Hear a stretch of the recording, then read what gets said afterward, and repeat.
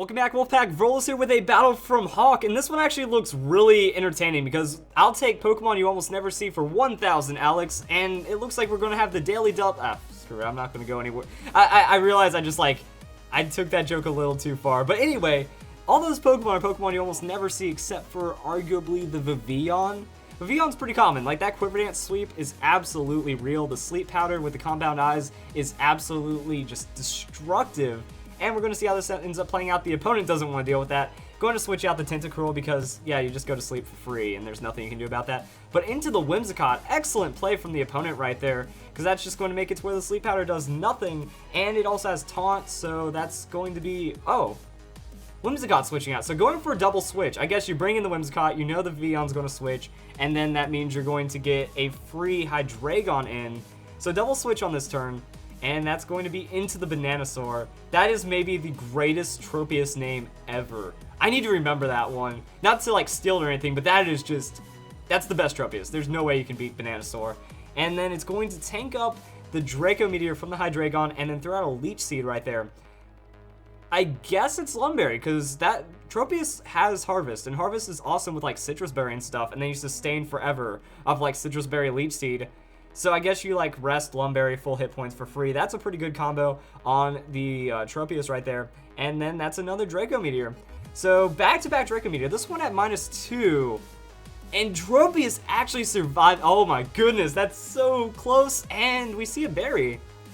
Patea Berry. So not Salac Berry. That would kind of make sense. And then we go into the Giga Drain.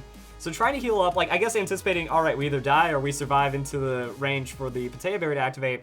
And we get a good amount of health back from that. So this is where we could either say that the Hydreigon might try to risk it, because he's at -4. I think the -4 might work, because the way that the damage modification drop-off works. I don't know, but he's switching out, and he's going to go into the Tentacruel. I'm wondering if this was an opportunity to, like, throw out the Leech Seed, because you can either anticipate he's knocking you out, or he's going to make a switch. But the Giga Drain with the Liquid... Oh! Tentacruel with the Liquid Ooze. Giga Drain... I've never seen Liquid Ooze activate. Ever.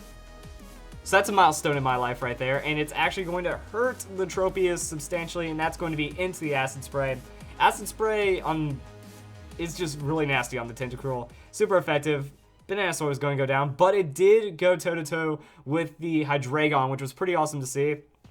And now we have Michael Bay. So we have an Electrode that's going to use Volt Switch. So immediate Volt Switch into the Switch. Does about half, a little more than half to the Tentacruel. Good damage for free, and then we are switching into the Parasect. Actually, I like the Parasite reference. One of the few anime I've watched recently is Parasite, and it's a crazy good anime right there. So nice little reference, taking over brains and doing shenanigans right there. So now we're going to see what happens. So we got tankiness on the Parasect going up against the Tentacruel. There's an Acid Spray. Acid Spray gets so nasty because that special defense drop, like, ugh. It's a harsh drop too, so it keeps doubling over the damage, but we're going to go into the Spore. Now, this team has like a lot of Leech Seed and stuff in it is what it seems like, and the Whimsicott's going to have a field day with that. So we're going to see what Parasect does to deal with this Tentacruel. That could get interesting, because it just has leftovers. It's tanking. Actually, the opponent switches out. Alright, and then that's going to go into... That's Hydreigon again. We know it's got the damage, but the X's are... Ooh. I don't know if that was a prediction, or the opponent just got too thirsty on the Hydreigon, but that's going to be free KO right there. And that is a Parasect beating Hydreigon, kids, after using the Spore. I mean, that's one of the weird things about Parasect. It has really low stats, but it is one of the legendary Spore Pokemon, and that's going to be an Arcanine. Is it just me, or is there something that just doesn't seem right about the opponent having full ribbons on all of his Pokemon? I don't think anyone has the time for that. Especially, you know, Arcanine, Tentacruel. Something's up right there. But I think we see a good play right here, because yeah, the Arcanine's like, oh, he's going to switch out his Parasect. I'm going to go for a predictive move like Close Combat instead of a Fire-type move. That would knock it out. So for that, we get free Leech Seed, free Leftovers Heal. And now it's like, alright, do you stay in? Do you keep mind gaming the opponent? Is the opponent going to go for the Fire move in this case? And that's when you get the switch. So Parasect is going to switch out, and then we go into... Yep, there it is, the Seeking. But Toxic. The opponent's making some interesting plays right here, but the Toxic Arcanine on that stall is pretty crazy. However, the Leech Seed is going to balance that out for a bit. So going to steal some health, going to lose some health, and then we also have a Water-type Pokemon against a Fire-type Pokemon, which works out pretty well. So that's going to be an obvious switch from the opponent right there. Doesn't want the Leech Seed, doesn't want the free stuff, and this Tentacruel is absolutely being a menace. So that's going to be Waterfall damage. Does Seaking make it work? What? I was about to say critical hit, but even then, like, then Seaking outspeeds and gets another one in. So that was a 2-hit KO conversion, but that's Seaking's damage, yo. Not bad. It counted. Is it like banded? What's it doing? It's having magic happen. So now we have Whimsicott in, and Whimsicott normally isn't that heavy of an offensive Pokemon, so we're going to respond with the Parasect. I mean, Exeter is something, and then yeah, the Parasect isn't going to be affected by that. Alright, so we just have to see how this one ends up playing out. So yeah, there's the Moonblast, but Parasect is most likely going to be very tanky with that leftovers, and it's going to go into the Exeter for its own batch of damage, and it's going to do more back. So we're in an interesting little leftovers, sustain versus damage. Now the Moonblast, I don't think will KO this time, but it should KO next time, and that's going to get kind of dicey right there. So the opponent's throwing out the Moonblast once again on that Whimsicott. The stab fairy damage, oh, it'll be enough to knock out the Parasect. We're getting into some like 50-50 damage rolls right there, and that's also going to be leftovers healing. So it worked as a switch. You know, you soften up the Whimsicott just a bit, and now you're putting it into a really bad position. So it has to switch out against the Swellow, and then we're going to go into the Cofagrigus. Well, the Mummy, what, the Protect? Oh, okay, free Protect on that Flame. I would have just gone for the damage, because that was like your chance to two-shot. Even with the Mummy, you still try to go for that two-shot, and then you switch out, and everything's okay. So, Trick Room from the Cofagrigus. Opponent's trying to set up a Trick Room now in the middle of the battle, and then we have the Kingdra, or not Kingdra, Seaking. They both have King. They're both Kingly Water-type Pokemon. Oh, wow, Toxic Hex. That's going to do some good damage, but there's the knockoff right there. So super effective hit, really actually hurting the Cofagrigus. Lightning Rod becomes Mummy, but we are removing items, which works out pretty well. So that's going to be a leftovers going away. Toxic, a little bit of damage right there. I guess we just go into the Aqua Jet since the Trick Room is up, or just eat the Hex. But I mean, Cofagrigus is a very tanky physical Pokemon, so the knockoff bringing it over half, or like, you know, doing more than half is going to be nice. And then we go into the Electrode to try to finish off this Cofagrigus is what it's looking like. But the Pain Split, using that Trick Room to get the Pain Split. Fortunately, Electrode doesn't have much for the hit points, and then going into the Volt Switch. So trying to keep the damage across, trying to get through this Trick Room is what it looks like. And actually, Volt Switch doesn't have a high amount of base power. I'm thinking if there was like a Thunderbolt involved, that would have been enough to knock out. So we're going free into the Robin. We're going to take that burn from that switch, and that's going to be another switch. Alright, this is getting confusing. Just like stuff. So that's going to be a Pain Split.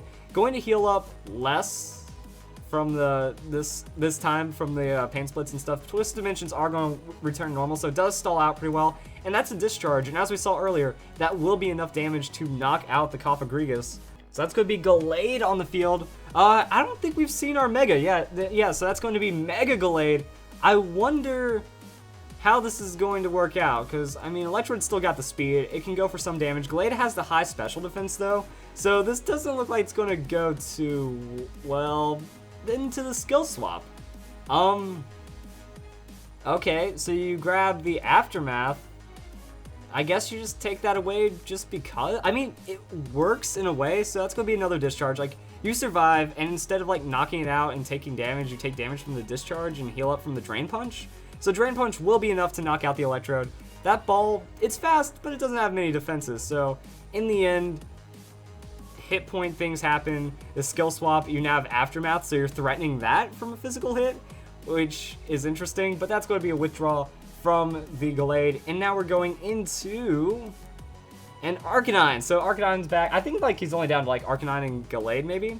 The Intimidate is going to hurt the Swallow pretty hard, but that's going to be free damage on the Facade. So yeah, it's good to do the Facade. Oh my goodness. Even with the Intimidate, almost enough to knock out the Arcanine. Would have done it without it. And that's going to be extreme speed. So trying to chip in the damage that he can. little bit of a hit right there. That's going to be an aerial ace, just playing it safe, I guess. I don't know. You just throw out the aerial ace because you have it. That's what I do. All right, so just in case there was evasion, aerial ace works out. And now it looks like we're going to have some good damage right here. And, oh no, Whimsicott's still alive, isn't it? Yeah, that's going to be Whimsicott. I wouldn't be afraid of it because you throw out the Brave Bird and it does. Or you get, the Sub Wars. Oh man. All right, so he's going for the Substitute. That's going to be the Facade. It does work out for the Facade because, yeah, breaking the sub works out. And I guess the Facade's going to knock it out anyways. I just want to go for that super raw, crazy damage right there. And then the burn. So we're trading like the... Yeah, we only have one more turn. So we're just kind of trading that to get as much damage out from the Substitute, I guess. And it is going to take some good hits. It doesn't have the Leech Seed up, so he is losing a good amount of health every turn from using that Substitute. And now we get to see how to do it. So we know the Gallade missing some health. We know Whimsicott's missing some health. And all we have to do is bring in a Pokemon that can deal with it, and we're going to be good to go. So Gallade isn't super fast, which is nice. And we just have to see what else is left. I don't remember. This has been a long battle. So Vivillon. Oh, hey, it's Vivillon.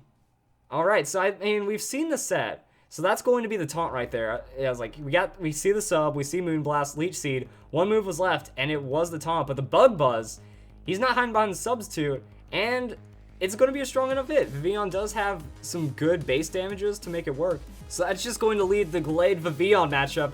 And I don't think it really matters because the way that Vivillon was being played earlier, you're just protecting that Focus Sash. You don't want it broken by something silly like a Leech Seed. So this skill swap doesn't mean anything. Gallade couldn't one-shot it, and then there's just going to be enough damage from the Bug Buzz anyways. It would have been bad, though. Like, if you just throw out the Sleep Powder and then you have your Compound Eyes stolen, but at the same time, Focus Sash would have still been unprocced, and it just... things happen. That's going to be a win for the Vivillon, and a pretty cool battle. So we got to see a little bit of everything. The Seeking damage was pretty cool, and everything just played little small gains over time, little bits of parts, and then the Vivillon finally got into a position where it can finish off, and that was a pretty cool battle overall. So if you guys enjoyed the battle, and I hope you guys get ready for the next Fan Fridays. Thank you for watching so far.